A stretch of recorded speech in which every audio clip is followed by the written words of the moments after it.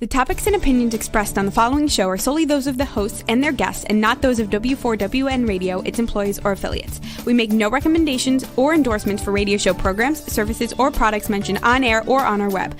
No liability, explicit or implied, shall be extended to W4WN Radio, its employees, or affiliates.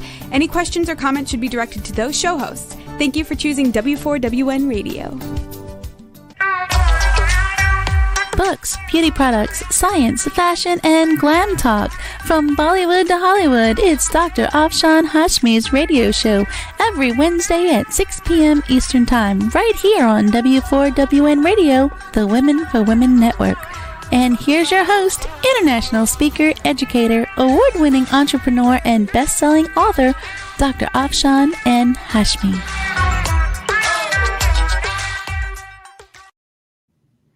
Hello everyone, this is Dr. Afshan Hashmi live from Florida studio of W4WN Radio and Talk 4 TV, and this show is syndicated worldwide to 300 million listeners. So if you give me sponsorship, just think how your product will be promoted in such a big way. If you give me sponsorship, you can write to me at afshan@drafshanhashmi.com and I will give you a very reasonable price. And I wanted to remind you that these are my two books, and please go and buy these two books and give me an honest review, friends. And this show, as I told you, is syndicated worldwide to 300 million listeners. So if you give me sponsorship, your product will be promoted in a very great way.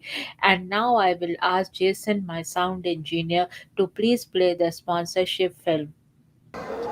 Hello everyone, this is Dr. Afshan Hashmi live from a barn in Virginia, and I just wanted to say for my W4WN Radio and Talk 4 TV, I request everyone who is listening to please give sponsorships if you want these shows to continue, because this show is syndicated worldwide to more than 300 million listeners. So if you give me sponsorship, your product will be promoted to more than 300 million listeners around the globe.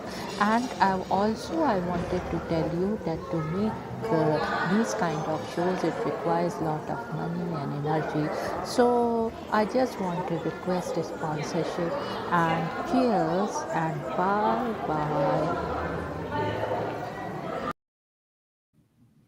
And today, friends, I will be talking about a book, The Director, My Ear's Assistant, Edgar Hoover, by Paul Letersky and with Gordon Dillow. And here is the cover of the book.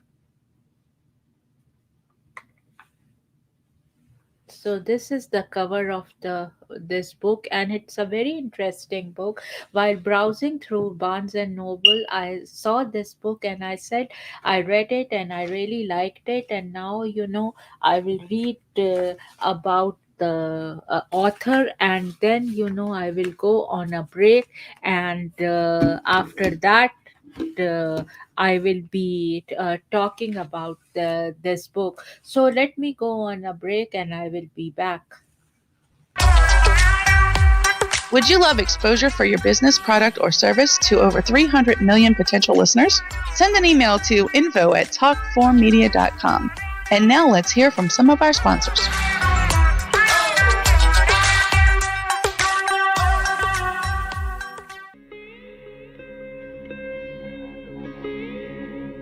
Chapter 2: How Jugaad Leads to Multi-Sector Success Stories in India, including definitions of the Jugaad Management Principle business model.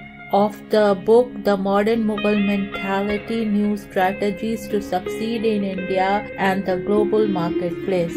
Inspiration. True Jugaad is an inspiration on how to create products using technology that meet the price-value equation. According to a Harvard Business Review article featuring expert Prahlad and Mashelkar, most innovation programs are built on the assumptions of affluence and abundance. We see the rich and the young in both the developed and the developing countries demanding environmental friendly products and services. They also believe that affordability and sustainability are crucial to driving successful business today. New technologies and radical business models are important not only to penetrate mass markets in India but in the entire world. By reconfiguring all areas of the business structure, they will full.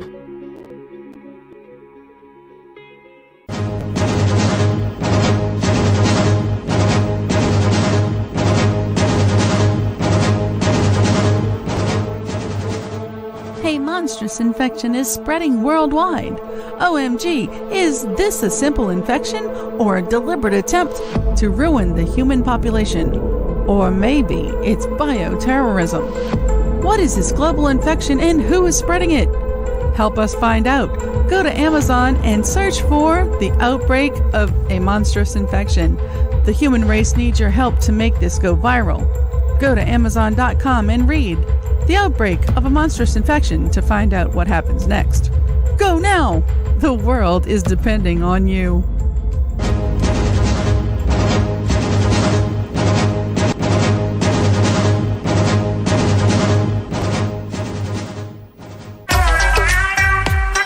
And now, back to Dr. Afshan Hashmi's radio show.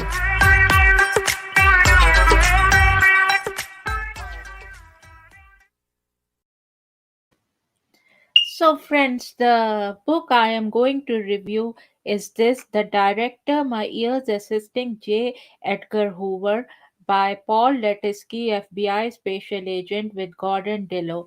And here is the beautiful cover of the book.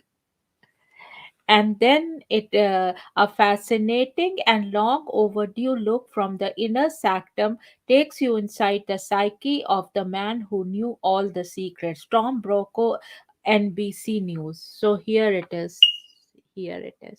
So let me start the telling you about the author, about Paul Letersky, the author of this book. Paul Letersky is a former FBI agent whose early service included 2 years working directly for FBI Director J. Edgar Hoover as a personal assistant. Letersky would go on to become a special agent and participate in events that grabbed national headlines. After leaving the FBI, he became vice president of Pan American World Airways. Letersky lives in Oregon.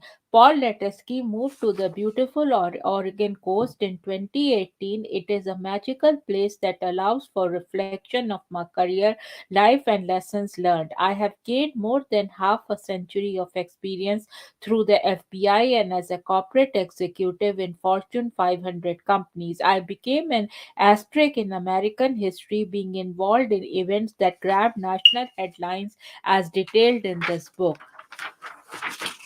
He grew up in Dunkirk, New York, 50 miles from Buffalo on the edge of Lake Erie. Living in a polished neighborhood, all his relatives were within walking distance from each other. He went to a Catholic school and credited the nuns for his spelling and grammar skills. In school, he played every sport there was: football, baseball, soccer, basketball, etc. He dreamed of a professional baseball career but soon decided college would be a better path. When he graduated from sunny Fredonia with a teaching degree, he was recruited by the FBI and started work there while he went to law school at night. He received his law degree from Mount Vernon School of Law, and after working 2 years in Mr. Hoover's office, he became a special agent starting at the Cincinnati, Ohio field office. A few years later, while working out of the Alexandria, Virginia office, he was offered a job with United Airlines in their law department, heading up the team investigating civil and criminal actions directed at the airlines, including looking for the Unabomber who sent up bomb to the president of the company. He then became a vice president of Pan American World Airways in charge of five global divisions. Later, when he was president of Astrophysics Research Company, he collaborated with KGB officials during the collapse of the Soviet Union to help bring Aeroflot into compliance with international aviation security standards. He has authored syllabi and taught at the US Department of State FAA and the University of New Haven School of Public Safety and Professional Studies, and is currently on the faculty of Tillamook Bay Community College in Tillamook, Oregon as an adjunct professor and coordinator of their criminal justice program. He lives near the ocean with his life partner Shay and their big black dog. About Gordon Dillow has been a reporter, columnist, and war correspondent for more than 30 years. He has written for a number of newspapers, including the Wall Street Journal and Los Angeles Times, and is the author or co author of numerous books. He lives in Scottsdale, Arizona. And now, friends, I will go on a break and will be back soon. Would you love exposure for your business, product, or service to over 300 million potential listeners? Send an email to info@talkformedia.com. And now let's hear from some of our sponsors.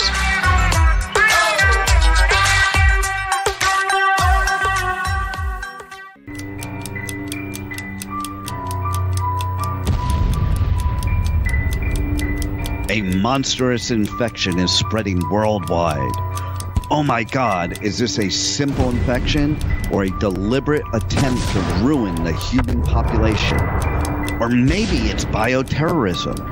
What is this global infection and who is spreading it? Help us find out. Go to Amazon and search for the outbreak of a monstrous infection. The human race needs your help to make this go viral. Go to Amazon.com and read The Outbreak of a Monstrous Infection to find out what happens next. Go now. The world is depending on you.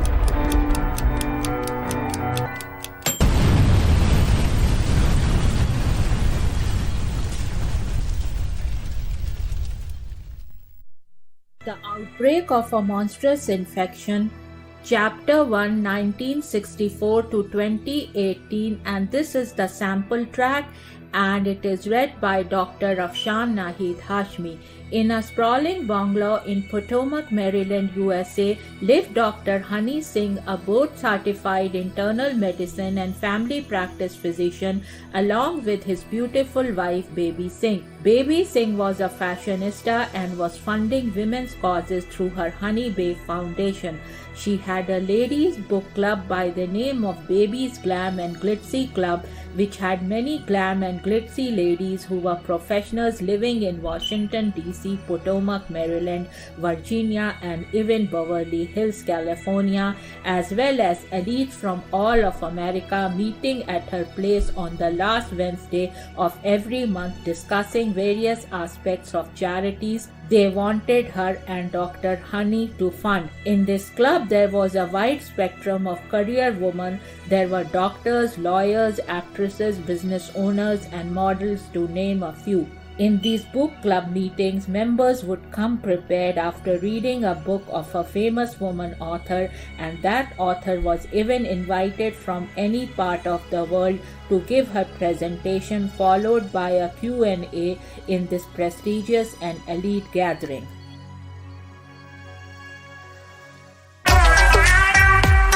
And now, back to Dr. Afshan Hashmi's radio show.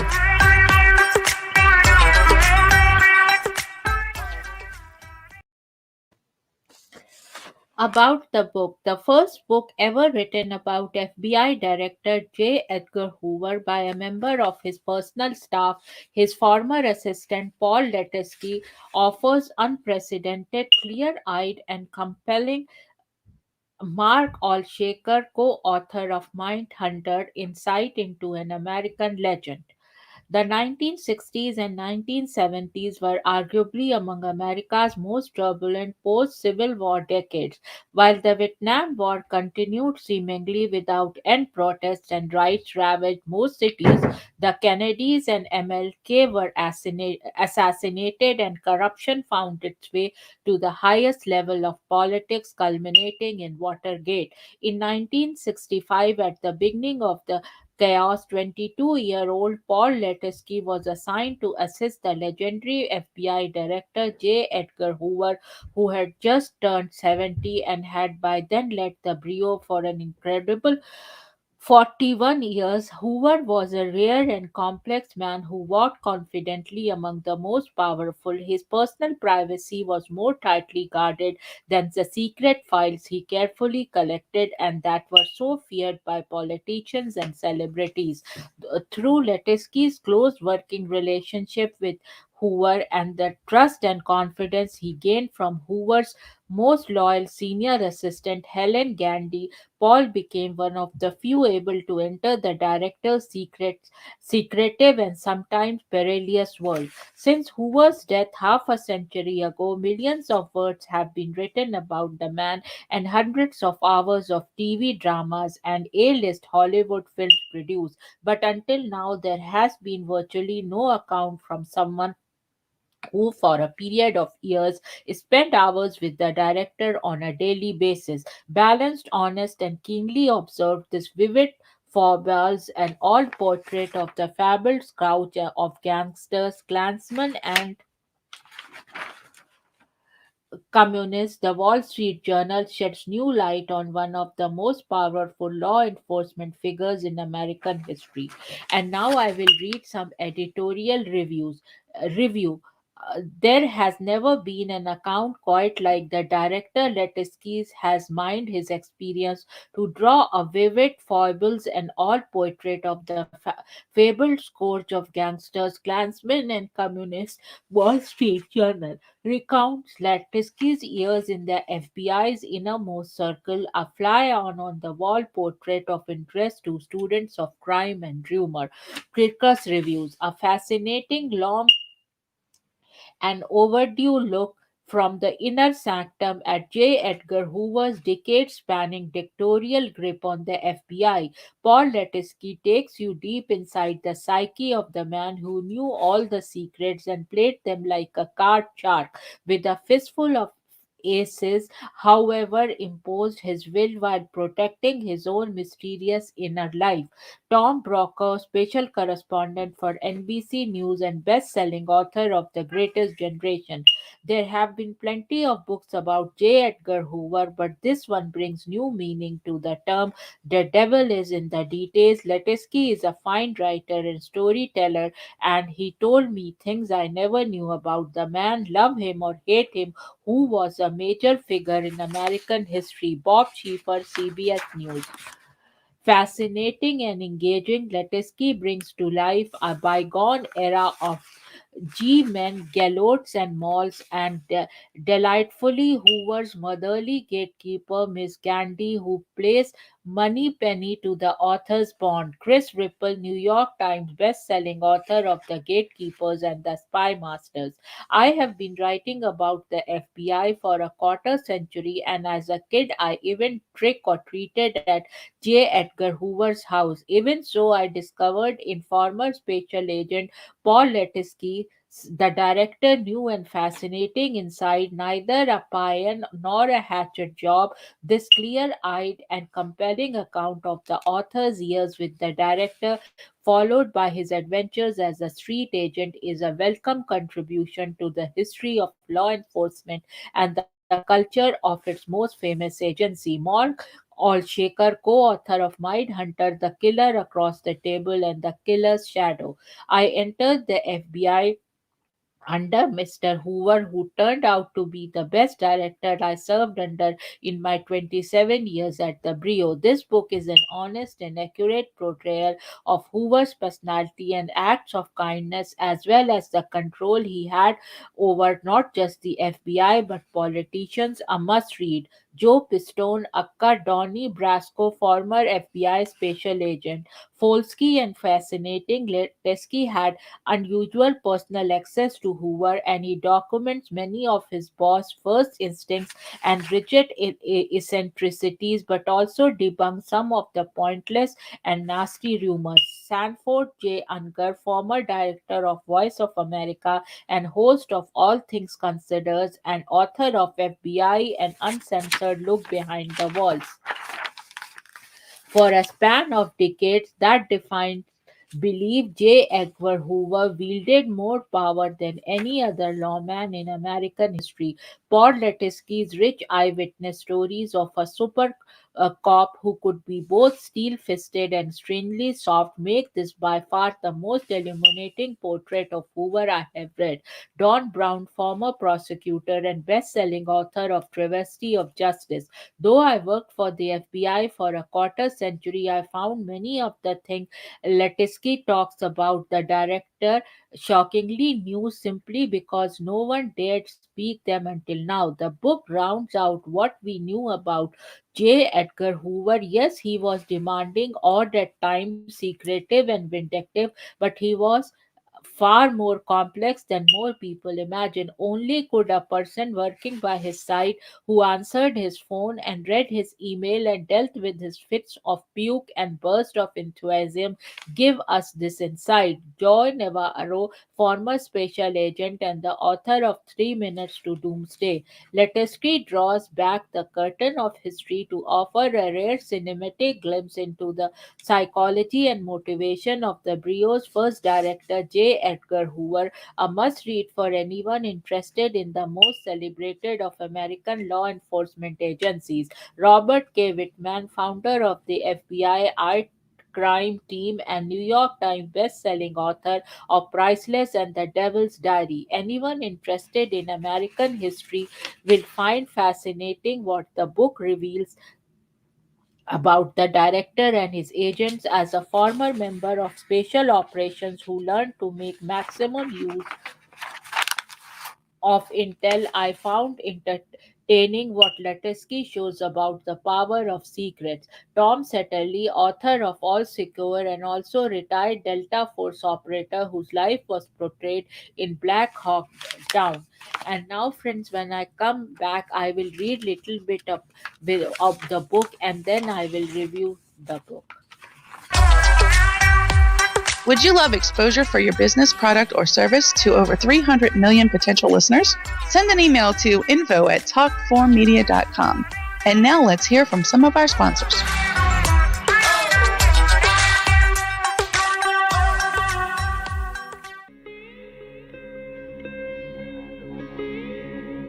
Chapter 2: How Jugaad leads to multi-sector success stories in India, including definitions of the Jugaad management principle business model.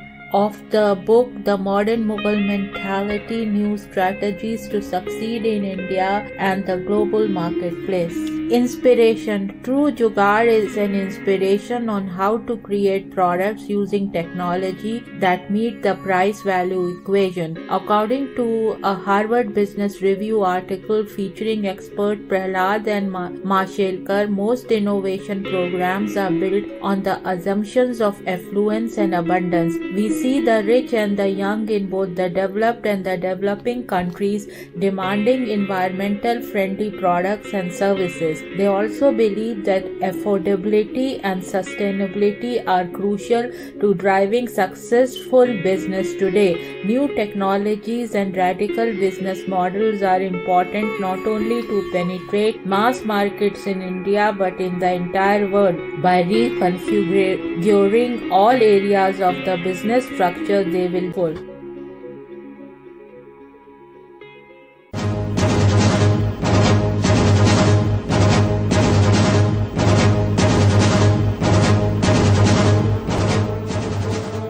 A monstrous infection is spreading worldwide. OMG, is this a simple infection or a deliberate attempt to ruin the human population? Or maybe it's bioterrorism. What is this global infection and who is spreading it? Help us find out. Go to Amazon and search for The Outbreak of a Monstrous Infection. The human race needs your help to make this go viral. Go to Amazon.com and read The Outbreak of a Monstrous Infection to find out what happens next. Go now! The world is depending on you.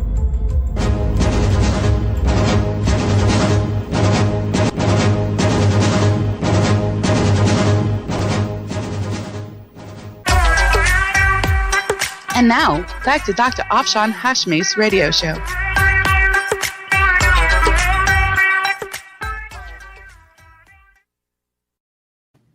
So now, friends, I will be reading little bit from the book and then give my thoughts in the review of the book. So this is the prologue and of the book, and it says, so I will read little bit from prologue. In a city of weak men, no one cried at his funeral. More than 1200 invited guests crowded into the National Presbyterian Church in Washington, D.C. to officially bid farewell to the man whose body now rested in the flag draped coffin near the pulpit. President Richard Nixon, sitting in the front row with the First Lady, was trying his best to look appropriately solemn, even though he was privately delighted that the man in the coffin was finally dead. Nixon's long faced, lugubrious looking Vice President, Spiro Agnew, was in second row with his wife, while nearby sat Supreme Court Justices Warren Burger and Byron White, along with House of Representatives Minority Leader and future unelected President Gerald Ford. Former U.S. Attorney General John Mitchell, now heading Nixon's re-election campaign, was there as well, while other pews were packed with cabinet secretaries, high-level presidential advisors, foreign ambassadors, big city mayors, and police chiefs, dozens of senators and congressmen, even a movie and TV star, all there to pay tribute to the strange and remarkable man in the flag draped coffin. And from where I sat in a section of the church reserved for the dead man's exceedingly small group of friends and distant relatives, I couldn't see a damp eye in the house. To anyone unfamiliar with American history, it might have seemed odd that the man in the coffin would rate such a turnout of the famous and powerful, or that his funeral was being broadcast live on three television networks. This at a time when there were only three television networks to choose from. The dead man was, after all, just a bureaucrat, the head of a relatively small government agency, a man whose position in the federal table of organization technically put him on an equal footing with the Deputy Secretary of Agriculture or the head of the Federal Highway Administration. So this was little bit from the prologue, and now I will read from some of the chapters. So this is chapter 1, and it says, Mr. Hoover's FBI. August 1965, a stiffingly hot and sultry Monday morning in Washington, D.C. Hot and sultry is the only kind of morning they have in Washington, D.C. in August. I was standing at the corner of Pennsylvania Avenue and Ninth Street, just outside the ornate Art Deco double doors of the enormous U.S. Department of Justice building, already sweating in my off the rack grey suit and white shirt and tie. In just a few moments, I had walked through those doors and report as ordered to begin my life in J. Edgar Hoover's FBI. I couldn't help thinking once again about the odd circumstances that had brought me here. It's funny how the course of your life can shift on mere chance. So this was from chapter 1, and now I will read little bit from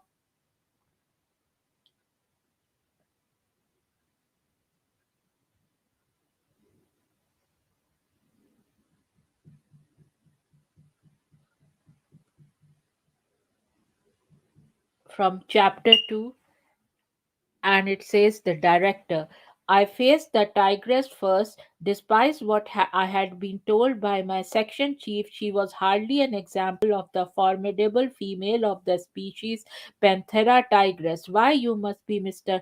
Letersky, Miss Gandy said, beaming a smile. Welcome to the director's staff.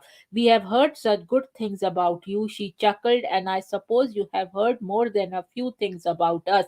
Thank you, Miss Gandy. It's a pleasure to be here. Naturally, I ignored the part about things I might have heard about the director's office staff.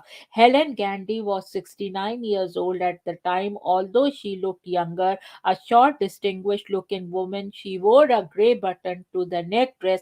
Her silver hair was curled and permed in a style that had been popular in the 1950s. Although she had been born and raised in New Jersey, 50 years in Washington had left her with the soft, slightly southern accent of a native born Washingtonian. I later found out she was a GS 17 level employee, the highest ranking, and at 36,000 annually in her later years, the highest paid female in the entire 40,000 employee Justice Department. Are you nervous? She asked.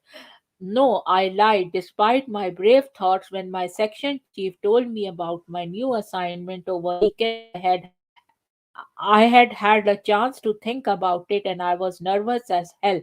The night before, I had practiced my responses to questions the director might ask me, and this morning I had been careful to bring a clean extra handkerchief with me in case I got an attack of sweaty palms.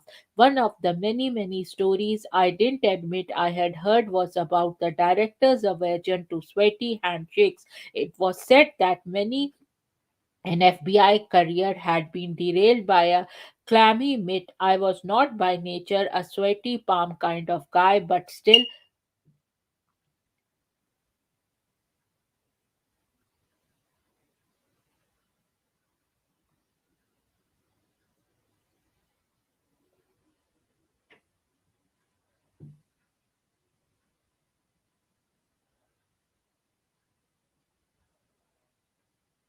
So, this is chapter 3 now. Nightmares in the Daytime, Thursday evening, just after 7 p.m. Washington time, April 4, 1968. It was one of those nights that started off as normal and routine, and then for the rest of your life, you remember in precise and exacting detail where you were when you heard about it. So, this was little bit. Reading from the book, and now I will do my review of the book, and it goes like this. I first came across this book while browsing the shelves of Barnes and Noble. I have always loved spy stories, but first I expected it to be a little dry. It turns out that Letersky is an excellent writer and the book was captivating. Letersky's stories and observation about J. Edgar Hoover were fascinating, but it was his friendship with Miss Gandy that brought the heart to the story. Hoover is a controversial figure, but Letersky provides a balanced and contextualized look at him. I really enjoyed the insight into this slice of history. I enjoyed the book thoroughly and give it 5 out of 5 stars. So I would highly recommend this book. So if you get a chance, do read this book. And these were all my personal uh, like personal thoughts, and this is not a sponsored like review or anything, and even if it would have been a sponsored review, my thoughts would not have changed because I give a very fair and balanced review, and I have reviewed thousands of books. So if you want to get your book reviewed on this show and you want me to do that, then please do write to me at Afshan at drafshanhashmi.com, and I will give you a very honest review and a balanced review, what the book requires it and what my personal thoughts are. Having said that, friends, now I will ask Jason, my sound engineer, to play the last commercial of the show, and then I will sign off from this show here. And now I'm going to sign off, and cheers and bye bye, and see you next Thursday at next Wednesday at 7 p.m. US Eastern Time on W4WN Radio and Talk4 TV. And Thursdays I come at 6 p.m. US Eastern Time on K4HD, which is Hollywood Radio and Talk4 TV. Cheers and bye bye. And listen.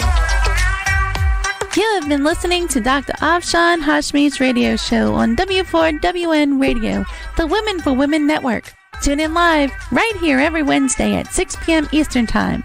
Would you love exposure for your business, product, or service to over 300 million potential listeners? Send an email at info@talk4media.com. And remember, if you missed any part of this show or want to hear it again, find our featured show on iHeartRadio, where all past episodes are available on demand 24/7. See you next Wednesday at 6 p.m. Eastern Time.